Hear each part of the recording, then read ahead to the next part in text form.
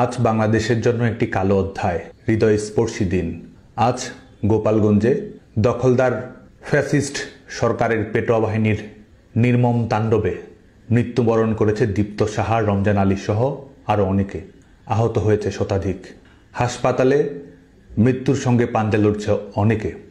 এখনও সন্ত্রাসী বাহিনীর তাণ্ডবে প্রতিরোধ অব্যাহত রাখার চেষ্টা করে যাচ্ছে মুক্তিকামী মানুষ। আজ দখলদার সরকার এবং তাদের পেটোয়া বাহিনীর হাতে ছিল ট্যাঙ্ক, গোলাবারুদ। জনতার হাত ছিল খালি, বুকে ছিল বারুদ ভরা স্লোগান আর পিতার তর্জনীর অদম্য প্রতিবাদের আকাঙ্ক্ষা। আজকে এই নির্মম হত্যাকাণ্ডের বলি যারা হয়েছে তাদের সবার স্মৃতির প্রতি শ্রদ্ধা জানাচ্ছি, পরিবারের প্রতি সমবেদনা জানাচ্ছি। প্রিয় তরুণ প্রজন্ম, আপনারা জানেন যে বিগত কয়েকদিন ধরেই গোপালগঞ্জে একটি কিংস পার্টির সফরকে কেন্দ্র করে পরিবেশ পরিস্থিতি উস্কানিমূলক, হিংসাত্মক করার অপচেষ্টা করে গেছে এই দখলদার সরকারের পেটোয়া বাহিনীর গোষ্ঠীটি। এর আগে তারা ছাত্র জনতা পুলিশকে নির্বিচারে হত্যা করে ক্ষমতার মসনদে বসেছে। ক্ষমতার মসনদে বসে হত্যাকারীদের ইন্ডেমনিটি দিয়েছে এবং গোপালগঞ্জ অভিমুখে তাদের ঘোষিত কর্মসূচির নাম পদযাত্রা থেকে হয়ে গেছে মার্চ টু গোপালগঞ্জ। তারা সদম্ভে ঘোষণা করেছে জাতির পিতা বঙ্গবন্ধু শেখ মুজিবুর রহমানের সমাধিসৌধ দুমড়ে মুচড়ে দেওয়ার। তারা ঘোষণা করেছে মুজিববাদ মুর্দাবাদ নাম করে জনগণকে মাটির সঙ্গে মিশে ফেলে দেওয়ার ঘোষণা তারাই দিয়েছে। তারই প্রেক্ষিতে উস্কানিমূলক পরিবেশ তৈরি করে দখলদার সরকারের পেটোয়া বাহিনী এবং বেসরকারি সন্ত্রাসী গোষ্ঠীকে লেলিয়ে দিয়েছে গোপালগঞ্জের মানুষের বুকে। উস্কানিমূলকভাবেই তারা এই পরিস্থিতির সূচনা করেছে। তাদের আসার মূল লক্ষ্যই ছিল জুলাই আগস্টে যেমন তারা মেটিকুলাস ডিজাইনের মাধ্যমে নিজেরা হত্যা করে সেই হত্যার দায়ভার অন্যদের উপর চাপিয়ে দিয়ে কৃত্রিম পরিবেশ পরিস্থিতি তৈরি করে পেছনের দরজা দিয়ে ক্ষমতায় যাওয়ার পথ প্রশস্ত করেছিল, ঠিক তেমনি নিজেদের অবৈধ ক্ষমতার নিরাপত্তা নিশ্চিত করার জন্য আজকেও তাদের প্রয়োজন লাশ, যে লাশ তাদের কাছে কখনো আন্দোলনের কাঁচামাল, কখনো ক্ষমতায় থাকার রসদ, এবং তারই বাস্তবায়ন তার আজকে এখানে তারা ঘটিয়েছে। সেটির একটি নমুনা আজকে গোটা বাংলাদেশের মানুষ আজকে তারা দেখেছে। গোপালগঞ্জের নিরীহ মানুষ, নিষ্পাপ ছাত্র জনতা যখন শান্তিপূর্ণভাবে প্রতিবাদ করেছে, মিছিল করেছে, স্লোগান দিয়েছে, তারা জবাব দিয়েছে অস্ত্রে, গুলিতে। মৃত্যুর মুখোমুখি করেও তারা তাদের হায়নার তাণ্ডব থামায়নি, অব্যাহত রেখেছে এবং এখনো তারা চেষ্টা করে যাচ্ছে এই লাশের উপর ভর করে আবারও ভয়ের রাজনীতি, ত্রাসের রাজনীতি গোটা বাংলাদেশের উপর চাপিয়ে দেওয়ার। এবং এদের এই যে প্রতারণা রাজনীতি, জোচ্চুরি রাজনীতি, এটি গোটা বাংলাদেশের মানুষের কাছে উন্মোচিত হয়ে গেছে। আজকে দেখুন, গোটা পৃথিবীর মানুষ আজকে দেখেছে কিভাবে আমাদের বিভিন্ন বাহিনী, যেগুলো আওয়ামী লীগ সরকারের সময় পেশাদারিত্বের সঙ্গে দায়িত্ব পালন করেছে, আজকে তাদেরকে ব্যবহার করা হচ্ছে অবৈধ সরকারের খুঁটি হিসেবে, তাদেরকে ব্যবহার করা হচ্ছে দখলদার সরকারের পেটোয়া বাহিনী হিসেবে। আজকে সরকার যন্ত্রকে ব্যবহার করা হচ্ছে কিংস পার্টির পৃষ্ঠপোষকতার জন্য, এবং সেই নমুনায় আজকে গোটা পৃথিবীর মানুষের সামনে উন্মোচিত হয়েছে যখন আমরা দেখেছি যে সমস্ত সন্ত্রাসী গোষ্ঠী, পেশাদার বাহিনীকেও লেলিয়ে দেওয়া হয়েছে সাধারণ মানুষের উপর আক্রমণ পরিচালনা করার জন্য। এবং দেখুন এই প্রতারকদের ধূর্ততা, এই প্রতারকদের মানুষের জীবন নিয়ে কি কৌতুক। মায়ের কোল খালি করে এদের হৃদয়ে কখনো কান্না জাগে না। মায়ের কোল খালি করে এরা ক্ষমতায় আসা, ক্ষমতায় থাকার পাটিগণিতের হিসেব অঙ্ক কষে। এবং আজকে গোপালগঞ্জ থেকে শুরু করে গোটা বাংলাদেশে এই নমুনে আমরা দেখতে পাচ্ছি কি ভয়ানক ধূর্ততা, প্রতারণা এবং জঘন্য মিথ্যাচারের রাজনীতি এদের। আজকেও কত মায়ের কোল খালি হয়েছে, কত বোন ভাই হারিয়েছে। আজকে তাদের নির্মম তাণ্ডবে গোটা পৃথিবীর মানুষের লাইভ অডিও ভিডিওতে হত্যাকাণ্ডের শিকার হয়েছে। তারা হত্যা করছে, অথচ হত্যাকারীরাই প্রতিবাদ করছে। তারা হত্যা করছে, তারাই আবার দেশবাসীকে ব্লকেট করার আহ্বান জানাচ্ছে।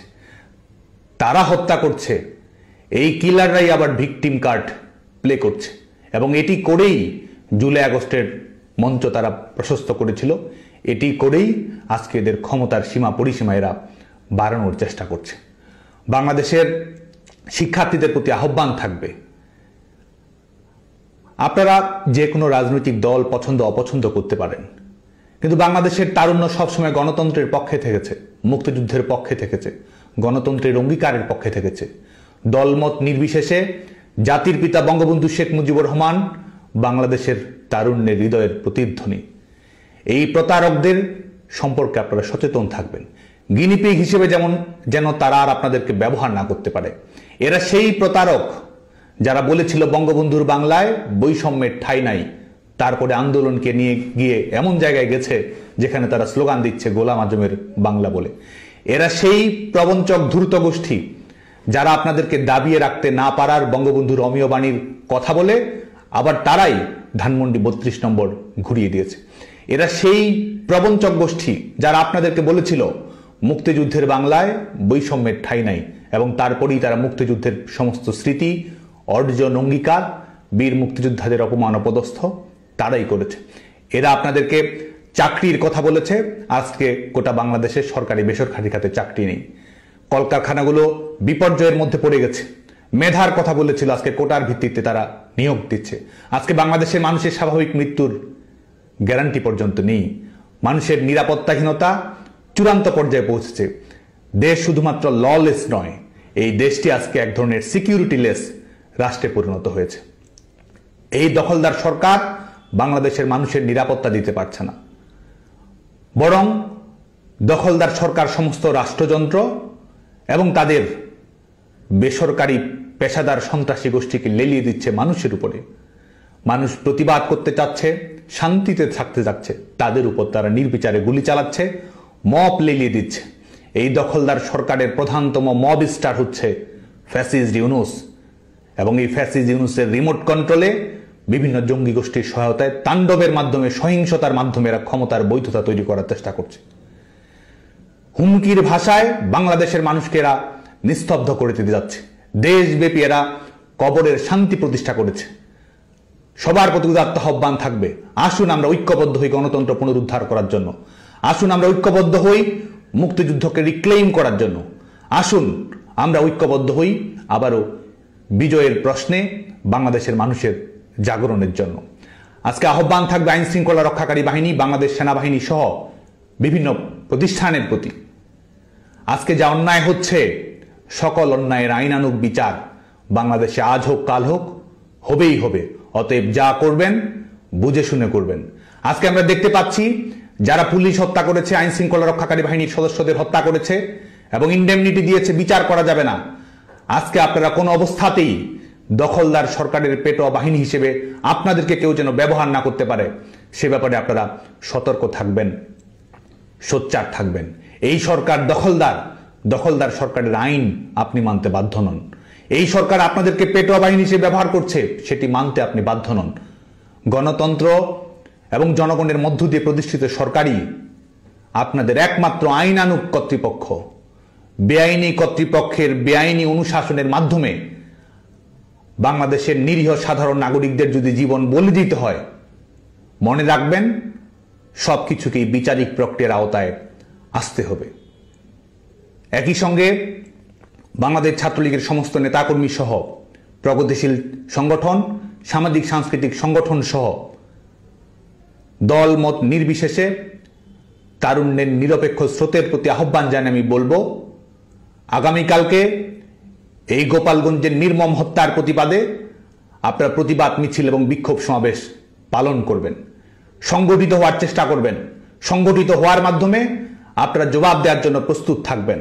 আমাদের রাজনৈতিক অধিকার আদায় করে নিতে হবে, আমাদের গণতান্ত্রিক অধিকার আমাদের আদায় করে নিতে হবে। এই দেশকে যারা কুক্ষিগত করেছে, নাগরিকদের উপর যারা সীমাহীন হত্যালীলা চালাচ্ছে, আমাদের নারীরা যেখানে বের হতে পারছে না, প্রত্যেক মুহূর্ত ধর্ষণ, খুন কিংবা নিপীড়নের শিকার হচ্ছে, বাংলাদেশের নাগরিকদের আত্মমর্যাদা, স্বস্তি, নিরাপত্তা যারা কেড়ে নিয়েছে, তাদের জবাব দেওয়ার জন্য আমাদেরকে প্রস্তুত থাকতে হবে, ঘুরে দাঁড়াতে হবে, লড়াই করতে হবে এবং একই সঙ্গে বিজয় ছিনিয়ে আনতে হবে। আমাদের চূড়ান্ত লক্ষ্য এই দখলদার সরকারের বিদায় ঘটিয়ে বাংলাদেশে গণতন্ত্র পুনরুদ্ধার করা। আমাদের চূড়ান্ত লক্ষ্য আবার মুক্তিযুদ্ধের অঙ্গীকারের ভিত্তিতে বাংলাদেশের সমস্ত রাজনৈতিক দল কর্মকাণ্ড পরিচালিত করবে সেটি নিশ্চিত করা। আমাদের চূড়ান্ত লক্ষ্য জাতির পিতা বঙ্গবন্ধু শেখ মুজিবুর রহমানের আদর্শ এবং সংগ্রামে উজ্জীবিত থেকে ন্যায়ের প্রশ্নে অটল থাকা, অন্যায় অবিচারের বিরুদ্ধে রুখে দাঁড়ানো, লড়াই করা। আজকে সমস্ত মুক্তিকামী তরুণদের প্রতি সেই আহ্বান জানিয়ে এবং একই সঙ্গে আমাদের আন্দোলনকে ক্রমান্বয়ে শক্তিশালী করে আমাদের লং মার্চ টু যমুনা ঘেরাওয়ের প্রস্তুতি আমাদের গ্রহণ করতেই হবে। কারণ লড়াইয়ের মাধ্যমে এই সরকারকে ঝেঁটিয়ে বিদায় করা ছাড়া বাংলাদেশের জনগণের সামনে কোনো অপশন নেই। জনতার চাওয়াই আমাদের লক্ষ্য, গণতন্ত্রের স্বপ্ন পূরণ করাই আমাদের অঙ্গীকার। আজকে তারা গুলি করে এপিসিতে করে স্থান ত্যাগ করতে পারে। আমরা শহীদদের উত্তরাধিকার, ঘাতকের নই। যারা ঘাতক তারাই সশস্ত্র তাণ্ডব চালিয়ে হত্যা করে এপিসিতে নির্বিঘ্নে পালিয়ে যাওয়ার চেষ্টা করতে পারে। কিন্তু আমাদের জীবন উৎসর্গ করা রাজনীতির মাধ্যমেই আমরা আমাদের ন্যায্য অধিকার, বাংলাদেশের জনগণের ন্যায্য অধিকার আমরা প্রতিষ্ঠিত করব। গুলি করে আমাদের আন্দোলন বন্ধ করা যাবে না, কারাগারে বন্দী করে আমাদেরকে স্তব্ধ করা যাবে না। আমাদের ন্যায্য অধিকার আমরা আদায় করেই ছাড়ব। বাংলাদেশে গণতন্ত্র আমরা প্রতিষ্ঠিত করব। দখলদার ফ্যাসিস্ট সরকারের বিদায় আমরা বাংলাদেশের মাটিতে নিশ্চিত করব। আপনারা সবাই যার যার জায়গা থেকে ঐক্যবদ্ধ থাকবেন, রুখে দাঁড়াবেন, প্রতিরোধ করবেন। আমাদের যেসব নেতাকর্মী, ভাই বোন, বন্ধু এদের নির্মম তাণ্ডবে শিকার হচ্ছে তাদের প্রতি খোঁজ খবর রাখবেন, সংবেদনশীল থাকবেন, শান্তিপূর্ণভাবে আমাদের সংগ্রামকে এগিয়ে নিয়ে যাবেন।